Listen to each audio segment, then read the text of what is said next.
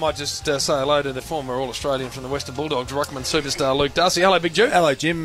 Great to be here, and I was doing my form. Look forward to chatting to Dane Beams very shortly, but doing my form as you do, Chief, when you come in to a big game like this and looking at Collingwood, you thought, oh, Darren Jolly's back, that's a massive inclusion. You think, where's the matchup for Travis Cloak? That's going to be tough. No Dane Beams, which is a big loss, but I like Daisy Thomas in the last 3 weeks, and you thought, oh, I just got a strong feeling the Saints outclassed today. And then I tuned in at 6 on my way down City Road here tonight. I think you boys will go with your real big stuff off the top as you do. And I tune in to hear Damo just declare St Kilda a certainty. And I saw people there a chance, Darce. dive for their mobile phones in their car, trying to ring the office back to change their tips and the tipping content. It reminded me of when Warren Buffett just predicts a little correction in the market, and it just absolutely reverberates around the whole industry. It was an extraordinary opening. A little earnest in the first hour from the team here, but the Warrior was good, and he gave the Wolf a couple of clips too. Strong opinion from We'll liven Damo. it up then, Darce. Liven it up right now. Well, no, we will. What are you bringing? What are you going on about? Because I'm making coffee.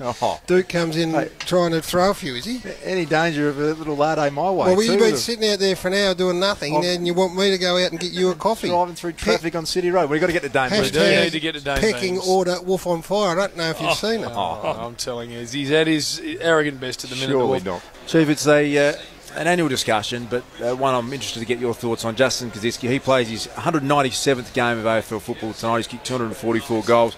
Again, is it possible for a late resurgence from this man? Is there a chance that that's going to happen? No, I think we see what we get now, and unfortunately with Kosi, he's copped a battering over the years.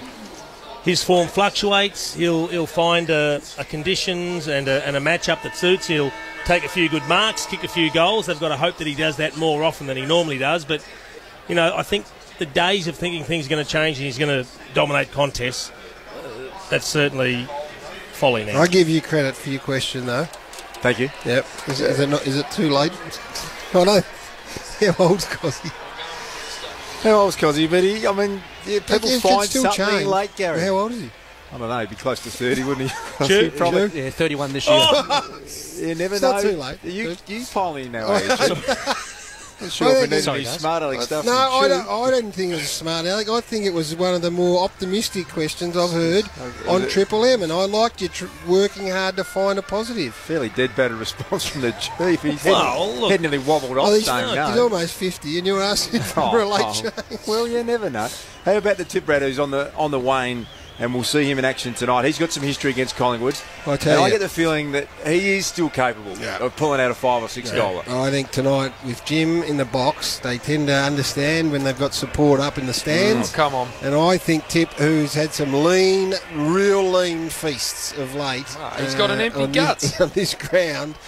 Now, I know you two like to go to low-hanging fruit a lot on Triple M footy on a Friday night, but cut up that his question about the 31-year-old. Pay a little bit of respect to a young man on debut tonight, Jarrod Witts, a big, nearly 7-foot ruckman, 113 kilos. Let's have a look at it. A massive frame of a man. Tell us about there's one thing we don't do, Jude. We don't pot young blokes. You've got to give them time to find their feet, time to settle in. It's a great opportunity for him because we've been hearing about him for a little while, so the big man gets an opportunity, and we just hope he doesn't do dumb things like a lot of the other ruckmen. He just got to keep it basic, doesn't he, Chief? Yeah. I mean, that's what he needs to do. He's got some size about him, but exciting time for him. Don't get ahead of himself. He is a big man. Just looking at the number 15, Jim, Jarrod Witts.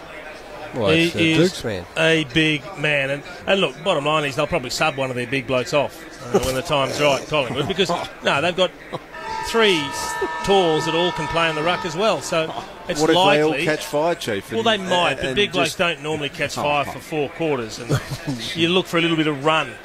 Did you boys, as in Chief and Gaz, did you have the contempt for ruckman that you have now when you were playing?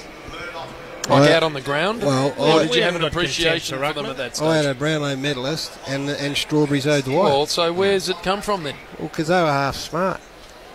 And Paul Deere? Humber was a ripper. Well, there you go. And his bigger brother, Greg Deere. Greg Deere. Well. Chief's just got a contempt for humans all round. Jim, I wouldn't limit it to ruckman. We've seen some big blokes do some dumb things over the June.